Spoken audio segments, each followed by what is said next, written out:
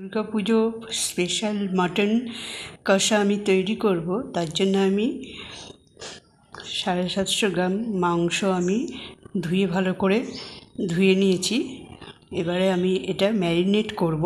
তার জন্য প্রথমে আমি এতটা ছোট এক বাটি টক দই দিয়ে দেব।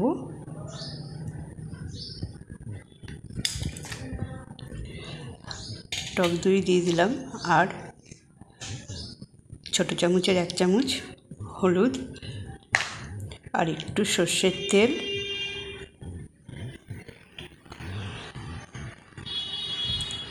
এটা দিয়ে ভালো করে ম্যারিনেট করে রাখবো আধা ঘন্টা বা 1 ঘন্টাও রেখে দিলে ভালো হয়।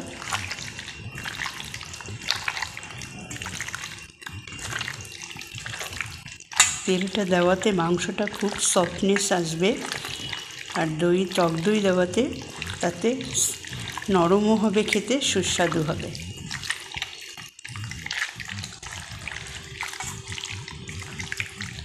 এবারে আমরা এটাকে ঢেকে রাখবো। আধ ঘন্টা পরে ফিরে আসছি। মটন কষা আমি পুজোর স্পেশালি তৈরি করব। তার জন্য আমি একটা ননস্টিকের একটা হাঁড়ি বসিয়ে দিয়েছি। এবারে আমি তেল দিয়ে দেব।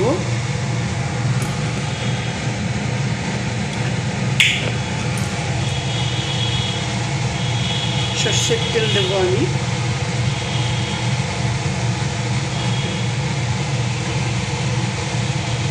তেলটা গরম হলে আমি আলু ছেড়ে দেব। এটা গরম হয়ে গেছে, এবারে আমি আলু ছেড়ে দেব।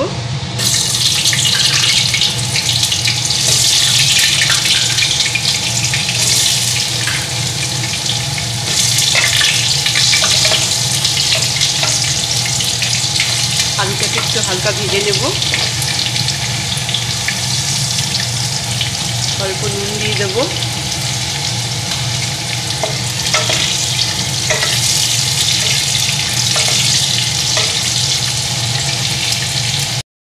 আলুগুলো ভাজা হয়ে গেছে, এবার আমি এটা তুলে নেব।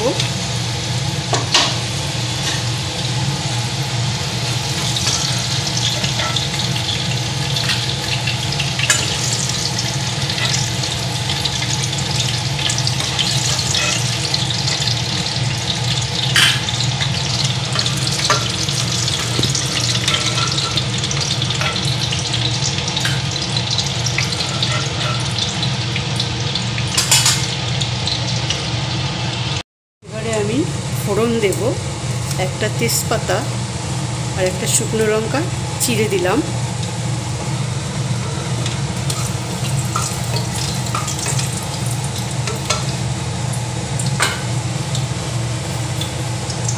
এবারে এর মধ্যে আমি রসুন, 8 কোয়া রসুন, আর 2টে এলাচ, 2টে দারচিনি, আর 2-1টা লবঙ্গ থেতো করে আমি এই তেলের মধ্যে ছেড়ে দেবো।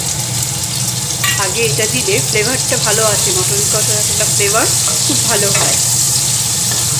এটা একটু নাড়াচাড়া করে নেব, জাস্ট 1 মিনিট।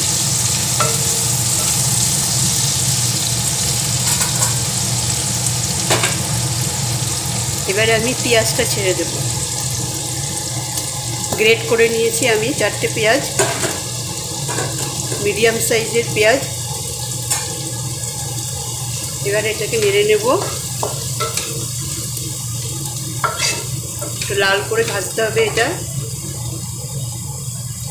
আর এর মধ্যে একটু সামান্য নুন দিয়ে দেবো, তাড়াতাড়ি ভাজা হয়ে যাবে। গ্যাসটাকে এবারে বাড়িয়ে দেব।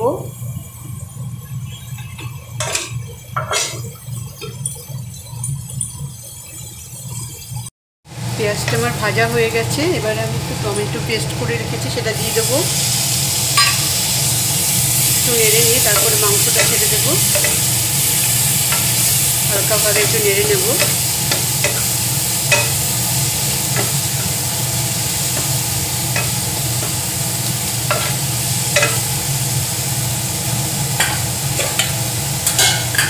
এবার ম্যারিনেট করে রেখেছিলাম মাংসটা দিয়ে দেবো, মাটনটা।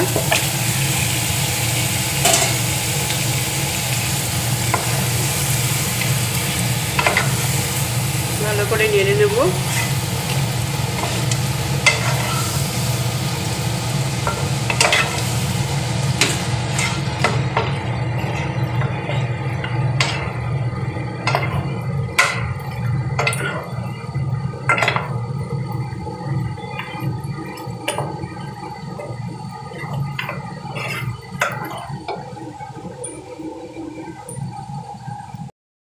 মশলা দিয়ে দেবো।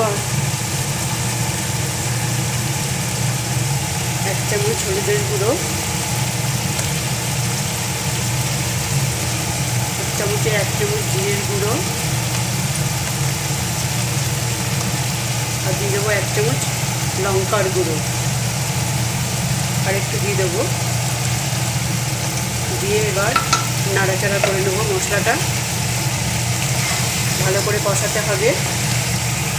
নুনটা আমি একটু পরে দেব, নুন আর আদাটা আর একটু বাদে দেবো। এটাকে আমি ঢেকে ঢেকে কষাবো। আমি একটা ঢাকনা দিয়ে ঢেকে দিচ্ছি। গ্যাসটাকে ধিমে আঁচে করে দেবো।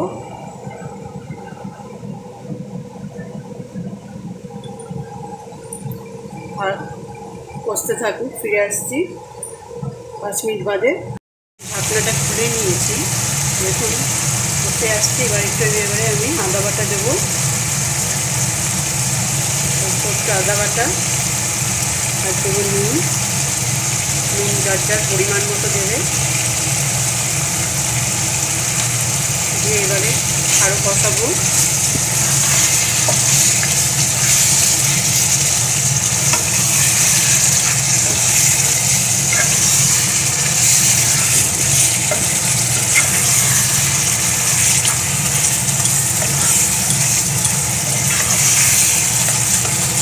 এবারে আবার ঢাকা দিয়ে দেবো। গ্যাস থেকে লো ফ্লেমে ঢাকা দিয়ে কষালে খুব মাংসটা ভালো হবে। গ্যাসটা কমিয়ে দিলাম। এবার অনেকক্ষণ কষানো হয়েছে। এবার ঢাকনাটা খুলে দেবো। এখন মাংস থেকে তেল ছেড়ে এসছে, প্রায় কষে এসেছে আমার মাংসটা। এবারে আমি একটু আলুটা দিয়ে দেবো, ভিজে রাখা আলুটা। গ্যাসটাকে একটু বাড়িয়ে দেবো।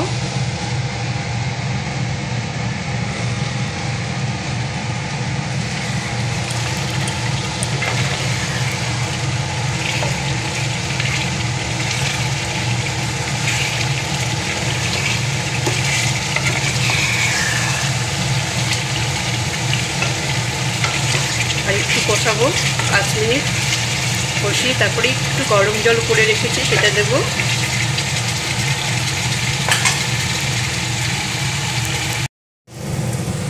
হয়ে গেছে আমার এই যে মটন কষা। দেখো কষানো হয়ে গেছে, অনেক তেল বেরিয়েছে। এবার আমি গরম জল করে রেখেছি, দিয়ে দেবো অল্প গরম জল, যাতে একটু সুসিদ্ধ হয়।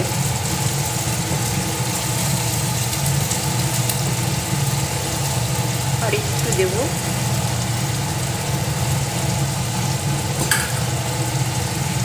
এবার ফুটে গেলে হয়ে যাবে আমার পুজোর স্পেশাল মাটন কষা।